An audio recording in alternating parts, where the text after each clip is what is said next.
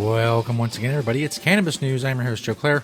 It's July 5th, 2018, the end of another week here at the Marijuana Times. Check us out at marijuanatimes.org.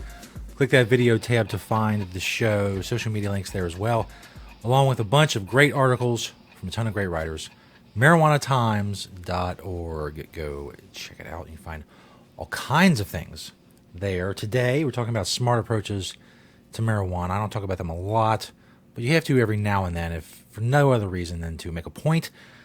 Also, some news out of Missouri when it comes to medical marijuana, and a new study, the results of which will not surprise most cannabis users. All of that is coming up. But first, of course, Cannabis News is brought to you by Natureside, nature-side.com, and their organic, all-natural pesticides. Grow safe and poison-free. Don't use banned pesticides. Don't use harmful chemicals on what you're growing. Don't do these things. What you should do is go to Natureside, nature-side.com, a proud sponsor of Cannabis News. Been with us since the beginning. They're awesome. Go check them out. Not only if you're growing cannabis, if you're growing anything else. You don't use harmful pesticides on anything, especially if it's something that you or your family or other people are going to be ingesting.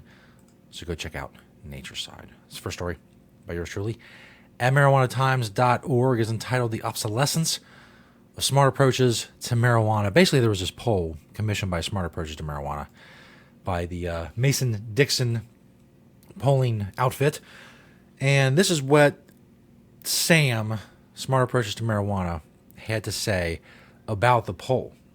Quote, the poll conducted by Mason-Dixon found that 62% of voters either support either keeping current marijuana laws in place, decriminalizing the drug, making it like a traffic ticket, or want to see it legalized for medical use only. So if you're counting, that's three things encompassed in that 62%. They combine the three things in order to get the 62%. That leaves, the next sentence, only 38% supported the full commercialization of the drug. So let's look at the three things that encompass the 62%. Keeping current marijuana laws in place, prohibition, decriminalizing the drug, or medical marijuana. Now, of course, they leave out, if you go into the poll and you dig into the numbers, what you see is that when it comes to keeping current marijuana laws in place, i.e. prohibition, i.e. the position that SAM holds, they say they're for decriminalization, but when decriminalization comes up in various states, they inevitably come out against it if they have anything to say about it at all. So, their position is keep prohibition in place. What percentage of the people in that poll agreed with keeping current prohibition laws in place? 14%. 14% supports the position that SAM supports according to their own poll. As I point out in the article, it sucks, I know. When you become obsolete, Sam and Kevin Sabet, if it had been the 1980s, if they were around back then, they would have been the top dogs. Dare, Just Say No, all of that was their wheelhouse. But to be for marijuana prohibition in 2019, it's a tough gig. Some people can make some money, maybe open up some nice new offices, whatever. But in the end, they're not really serving a purpose. So even the few donors that they have are going to dry up, and then they're not going to have anything left because it's a tough time. Being for prohibition in 2019 is not the trendy, cool thing anymore. It's not the 80s. Sorry. It's our time now. Yes, that's right. It's our time now. Moving on to news-leader.com out of Missouri. DIY marijuana. Under Amendment 2, patients can grow their own weed. There are no obviously bloodshot eyes among the crowd of about 24 people gathered at downtown Springfield's Q Hotel to learn about growing medical marijuana. This took place, this little symposium, whatever you want to call it, educational seminar, on June 20th. It was organized by the nonprofit group Aiden's Alliance. Basically, people learning about medical marijuana and what to do with it, how to make it, all that stuff, since medical marijuana is a thing you're allowed to do in Missouri. With dispensary sales so months away, Missouri groups like Aiden's Alliance, along with companies that don't need licenses to operate because they don't directly touch cannabis, are stepping in to serve patients by offering them education, if not usable marijuana. Patients, particularly those with little experience with legal marijuana in other states, have a lot of questions. Some are about the finer points of Missouri marijuana law. Others have to do with natural marijuana-like molecules produced by the human body.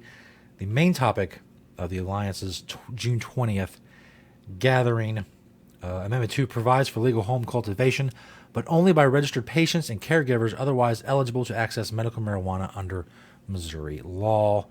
Anyone wishing to grow at home also must pay a $100 annual fee to the Department of Health and Senior Services, on top of the $25 yearly fee for a patient or caregiver card. So, medical marijuana growing in Missouri, and the educational process there is underway.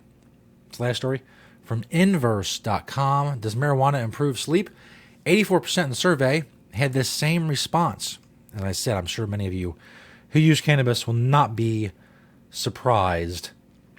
A peer-reviewed survey published Tuesday in the Journal of Psychiatric Drugs found that there's a popular belief that marijuana use results in better sleep and pain reduction. The researchers showed that people who use marijuana for those two reasons found the drug helped. The survey found that 74% of the 1,000 people interviewed in the survey bought marijuana to help them sleep, 84% of whom said that marijuana had helped them. Over 83% said they had since reduced or stopped taking sleep aids. Study co-author Gwen Worm, MD and assistant professor of clinical pediatrics at University of Miami, told Inverse that she was motivated to pursue this research by the numerous anecdotal reports of individuals going to dispensaries to get marijuana to treat insomnia, pain, and other conditions. Treating pain and insomnia, obviously, and sleep problems. As I said, it's not a surprise to most cannabis users.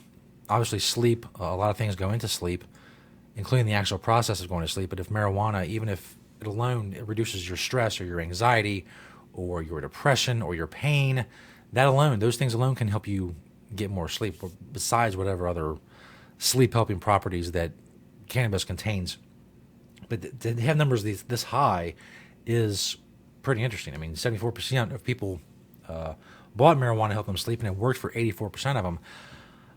I mean, I don't know much about prescription drugs, pills, whatever, but are there success rates like that for things like Ambien? I don't know. I have no idea. But it would be hard-pressed to find that success rates that you find with marijuana. The team surveyed customers who shopped at 2 marijuana retail stores in Colorado between August and October of 2016. Within this group, 65% reported that they used marijuana to relieve pain, while the aforementioned 74% reported that they used it to promote sleep, indicating some crossover in the motivation for consumption. As I said, obviously, less pain equals more sleep in most cases. Not surprising, and one day, as I point out a lot, it shouldn't matter, it won't matter. It shouldn't matter, and it should have never mattered why you use it.